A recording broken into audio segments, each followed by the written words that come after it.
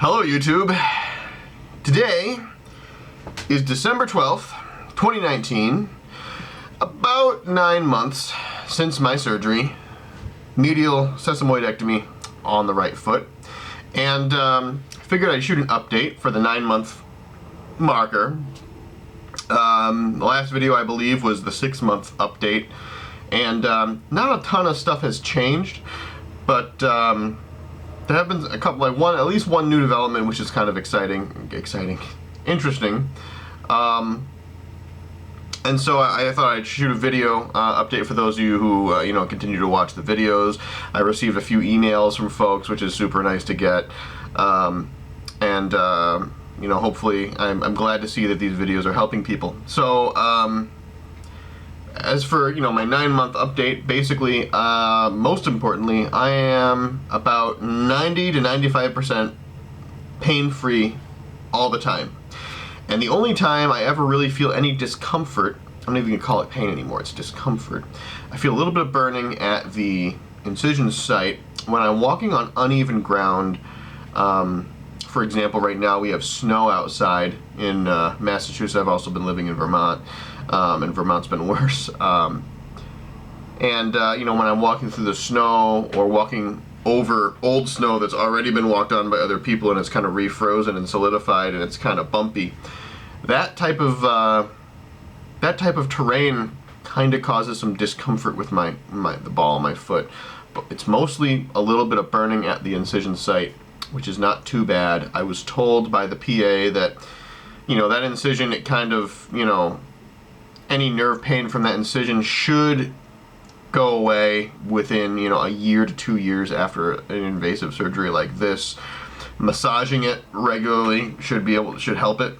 Of course, I've been too lazy to do that. So and I imagine if the pain was great enough, then I would be able to be religious about massaging that part of my foot, but it's not really the case. I've continued to use the toe spacer. Looks like this. I just put it in between my big toe and the next toe over to prevent drifting.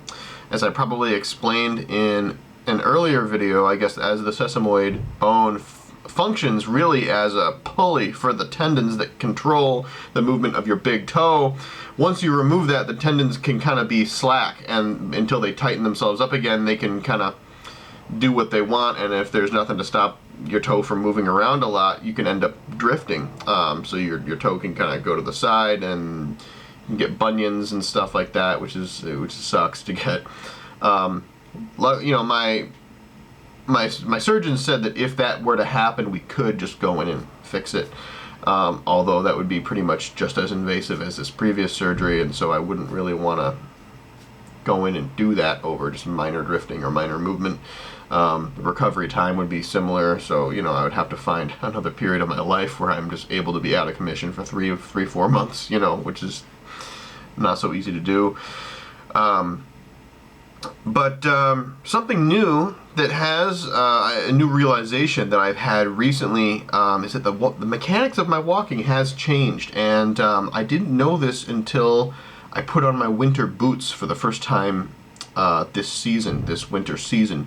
Now, when I finally got up on my feet again after the surgery, I started with a new pair of shoes, and that was, as per recommendation by the doctor. It makes sense, and for practical reasons as well. My old shoes, I wore these old shoes to the hospital and they were just falling apart. They say, "Sir, what do we do with your shoes? You want us to put it in a bag?" I said, "I put them in the trash."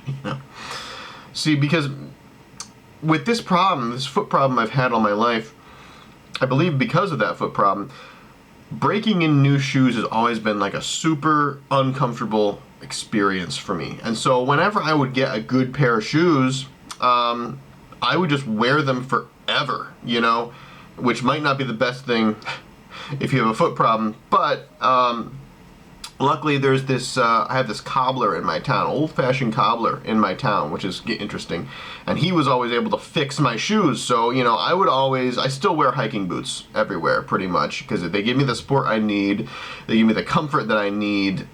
It's just they work better than sneakers for me with my feet the way they are. And so I I always got these really nice leather hiking boots, you know, and you know the expenditure of buying really nice leather hiking boots justifies getting them fixed rather than replacing them. So I would always just get my shoes fixed. Now, going back to the snow boots, you know, I didn't realize the mechanics of my walking had changed because, like I said, I started out with new shoes once I started walking. But when I put my feet back into old shoes that I hadn't worn since before my surgery, I found my feet kind of rolling sideways, which that would be indicative of me walking on the edges, the outer edges of my foot, both my feet, a lot more than I do now, and presumably it's because of the pain in the ball of my foot. I tell you what, let me just grab this thing. I'm having a tough time describing this. So I think I was walking kind of like this, you know, on the outside of my foot, on this foot. This is the surgery foot. And then to compensate, I was rolling over on this foot as well. And the wear on these snow boots kind of shows that. You see, like that side is kind of rounded off. And so once I put my feet back in my snow boots for the first time this year, I noticed that my feet were kind of rolling over, which is something that was different, you know, and so that means that I'm not doing that anymore, which is awesome. So the mechanics of how I walk has changed for the better, and I'm debating getting new snow boots to prevent bad habits from happening. Or maybe I'll just go to the cobbler and have them resole them. I don't know. Anyway, that's kind of an interesting realization that I've had. So, just to recap, 9 months in, 95% of the time I'm pain-free. A little bit of nerve pain at the incision site. It's not a big deal. I want to thank everybody again for watching my videos.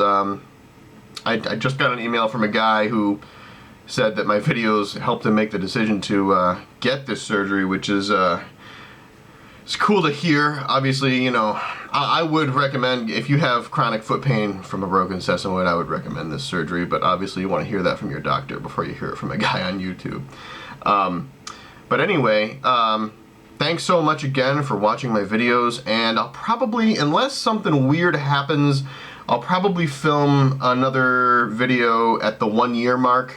I'm going on a vacation that may or may not involve hiking, and if something kind of weird happens with that, maybe I'll shoot a video. But yeah, I'm basically back to normal with the exception of a toe spacer. I'm not icing anymore. It's just kind of the normal life. So I'm really excited about that. It's great to be able to walk again without pain. And I'm really happy with the progress that I have made. So thanks again, and I'll see you hopefully in 3 months.